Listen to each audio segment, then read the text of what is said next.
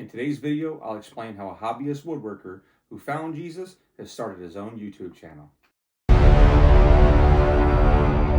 Welcome everyone to Christian Woodworker. The story of this channel begins in 2019.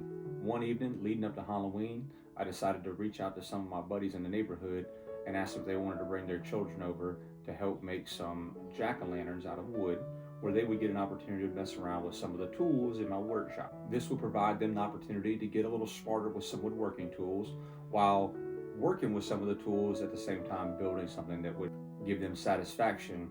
As we got closer to Christmas time, this turned into the kids had a really good time, the parents really enjoyed it, they thought it was all really cute and a great idea. So then, hey, let's turn this into, let's make some snowflakes, the kids can paint them. I believe, I'm not mistaken, that year, maybe the next year, the wives came over and they had made some of these wooden 6-foot reversible signs that they could put outside of their doors for Thanksgiving on one side, Christmas on the other. Really great opportunity for the neighborhood to come together and just build some camaraderie while the kids and the parents got to hang out, all while using some of the tools in the shop through woodworking and build a skill inside the neighborhood. Later on, the following years, one of those gentlemen in the court brought up to my attention that this was a really good idea and asked me if I was ever going to be interested in making my own YouTube channel with all the different woodworkers that were out there. Something that was extremely intimidating to me and not really interested in doing that and taking that leap of faith.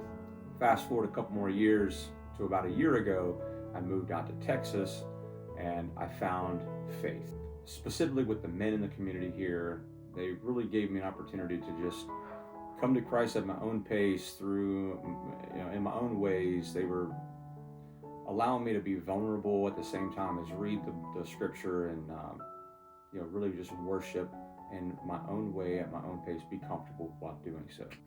I found this to be extremely refreshing and it allowed me to come into the faith at really just my own pace. It's something I had never ever experienced before. I was baptized, my wife was baptized, my daughter was baptized, and here in the next couple of weeks or so, my son's going to get baptized. And through this entire process, I've gained so much confidence that I think it's probably about time that I start to spread the gospel in so many ways. And I've started to do that through the workplace, I've started to do that through men's groups and Bible study and in my own neighborhood. And I've gained the confidence to come in front of a camera and start putting things out on social media and YouTube. So I found myself here, the Christian Woodworker, and over the next however long this goes, as many followers as that end up finding themselves here with us, I hope to share the gospel while also sharing some of the woodworking, create some of the woodworking items that I've created. A lot of it has taken a roller coaster on where my passion's been over the years. Here recently, it's kind of turned into the things that you see behind me, but the equipment has grown so much, and I'll take you through some of those things here, and later on in the video, we'll go into my shop down in the garage and show you kind of where I'm at now and how the journey's taken its path. I'm looking forward to sharing one of my testimonies with you guys here in the next couple of weeks and the next few videos. I'm looking forward to sharing many more testimonies, but I'm mostly looking forward to hearing testimonies from everybody out there, so we can learn from each other, we can grow with each other, and ultimately just grow a relationship with Christ as we build whatever this turns into. I have no clue what that's going to look like, and that's a good thing. Let's just see where this goes, and let's build some things together, one of which is going to be a relationship with Christ. And projects like this, I hope to build relationships with everybody out there. I hope to build projects with you all out there, share my experiences, and grow with everybody. I have a couple of passages that I'd like to read that have really meant a lot to me over the last year, and then we'll get down to the sharpens experience. The first one I'd like to share with you all is Proverbs 27:17. It's as iron sharpens iron, so a friend sharpens a friend. And I think that's been the most important one because that's probably the thing that I blocked out the most for my entire journey through my adult life. I've been married a long, long time at this point. It's been 19 years here in a couple of months. And I, for a long time, didn't allow my wife even to correct me. Shame on me in a lot of ways, right? I acknowledge that now. I didn't acknowledge it for a long time, but I do acknowledge it now, and I do allow my wife to be the first person on this earth to make a correction on me when it's necessary. I no longer shun her away. I no longer dismiss her when she thinks that something is going wrong in my life. Every morning I get up and I pray, I read my Bible, and I ask Jesus to allow me to see something in myself that needs improvement. I ask him to allow me to read something in the Bible that I'm wrong about and see something new in him. And I ask that he gives me the ability to remain humble so that other men on this earth, other women on this earth, other people, other peers can point me in a direction where I might be wrong. Something that took me a really, really long time to figure out that I was doing something wrong to begin with. So that passage in Proverbs 27:17 is something that I'm working diligently to correct myself. I don't want to be the old dog that can't learn a new trick for the rest of my life. I'm approaching that halfway point in my life right now. Hopefully I'm at the halfway point, and I want to learn and grow and be mentored for the rest of my life. I don't want to be the person that can't be mentored for the rest of the half of my life that's left. And the other message that I want to just share with you all that's meant a lot to me here recently is from the book of Job, Job 12:11. Does not the ear test words as the palate tastes food? This one meant so much to me when I read it because, very specifically, because we don't put food back in our mouth that we don't like. I mean, that's a natural instinct. We put something in our mouth we don't like it, we either spit it out, or maybe because we're being polite, we'll finish it, but we won't put that back in our mouth again. But our eyes and our ears are also ours, and we will look at things and we will listen to things that we find distasteful. We'll be driving down the interstate and we'll see an accident and we'll slow our vehicle down and we'll rubberneck and look at it, knowing that that's not for us. We'll turn on the television and we'll stare and look at things that we probably ought not look at. We'll turn on the radio or the television and we'll listen to things, or our social media accounts, and we'll listen to things or look at things that aren't appropriate. And it really makes me question it. Why do we do this? Why are we so easy to not put something back in our mouth that our tongue does not like?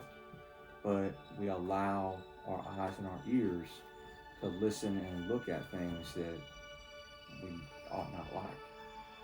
Just something that really struck a nerve with me when I came across that passage maybe maybe a month ago or so. And I'm focusing on that quite a bit, and just thought I'd share that with everybody out there. All right, those two passages have meant a lot to me here very recently, and I've been focusing on them, and enough on that for now. Hopefully that's something that just sits with you, but maybe you've got some verses out there, or a verse that's just been really hitting home with you here recently, and I'd love to hear about it in the comments. I'd love to hear about testimonies for you in the comments. I'll tell you more about my testimony as this thing goes on. I want to get down to the shop and show you guys what I'm working with down there, because I'm sure some of you came just for that, and that's okay. We will all get and grow together for whatever those reasons are. This is going to be a community, hopefully, that grows for whatever those reasons, and we can all become one community. And I just welcome everybody that's here, and thank you so much for joining us. And let's get down to that shop and see what we're working with, because they were the ones that built their own jack-o'-lantern that they could put outside of their house. You see, they got the chance to draw on the wood with their own face that they made, and then go to the scroll saw out the piece of wood, the face that they designed, and they got to take that face and that wood and then put it into a box, and then put some sort of light fixture inside of it, and then take this thing home and display it on their front porch. All right, so we're in the garage. The first thing I want to point your attention to is my CNC machine. This is a long mill, 30 by 30, and really what that means is that it has the cut capacity of 32 inches by 32 inches. So when I'm doing designing for this thing, is I really want to keep all of the cutting material inside of 32 inches by 32 inches.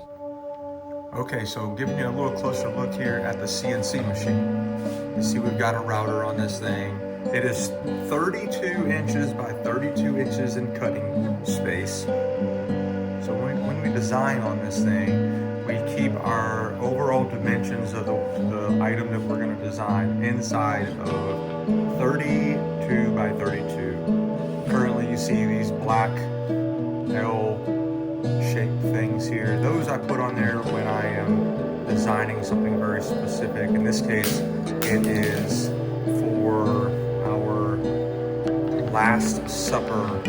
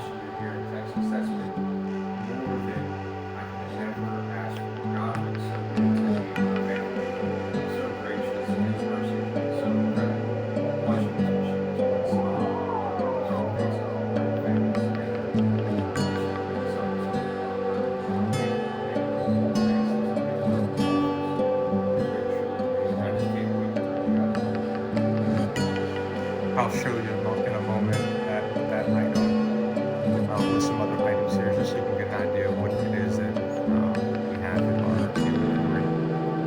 But I thought I'd give you guys an idea of what that machine looks like. Down here, maybe you can see it, that little black box down there. Right there, that is the small computer that runs this machine. Over here is just where I keep some of the either completed or holiday items, or even some items that are kind of throwaway items, or things that I try to give items away. So if somebody orders something, I'll take something that is maybe from a holiday that didn't sell, and I'll include it in as a gift, for instance, right? So I'll show you what I'm talking about here in a moment. Over here is some of the items that we have in our inventory. So you see these blue or green and gold items. These are these pieces, but 3D printed. So maybe you could keep them like in a drawer, or maybe like on your end table, in your prayer space potentially. But you know, it's Jesus's face with the thorny crown on a cross. It's the same thing mimicked here. Those items we'll give away for free, for instance. We don't charge for those. When somebody orders something, we'll give those away in the package. So we have the Lord's Prayer cross. We have that in two sizes. We have it there. We have it again here. It's a smaller size. And they come in all various wood types: pilé, oak, walnut. We have, I think, maybe 6 or 7 different types of wood. Maybe it doesn't mean a lot to you, but really what it boils down to is different colors. This is our Last Supper. That is 3D engraved on the CNC machine, as you can see there. That's a very beautiful piece, I think. Comes out very nice on some oak. We've got a few different Bible verses. Some of these actually are Bible verses that have been designed by customers. First, you know, they ask very specifically for a Bible verse that's done, and then they come up with, you know, how they like it laid out, and we kind of converse back and forth and go from there. Now, here's a few of the items we have in our inventory. If you're interested, feel free to go to the website. It's in the YouTube channel, I believe, and we can try and get it linked into the description here as well. But here's our laser. You see it gets used quite a bit. It's awfully dusty. I'm going to turn the light on here for you. And there we go. This is now, if I'm not mistaken, about 15 by 15 inches. So this is about the largest that we end up getting out of that machine. For reference, I'm about just shy of 6 foot tall man. My hand's average size for that size guy, you know, so that's about the largest size that you get out of that machine there. I have hopes for increasing that someday, getting a larger one.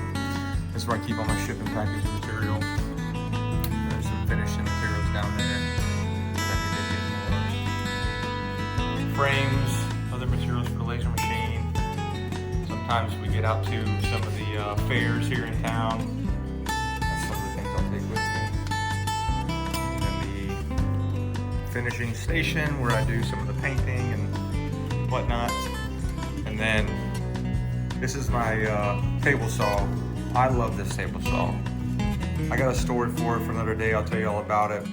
Okay, so that's the tour, everybody. I hope you've enjoyed what we talked about through the Bible and through some faith. I hope you enjoyed the tour inside the shop and seeing some of the equipment. I hope to see you back next time. God bless y'all. All right, well, that about wraps up this first video. I welcome everybody. Please let me know in the comments what it is that you're hoping to get out of this, if anything.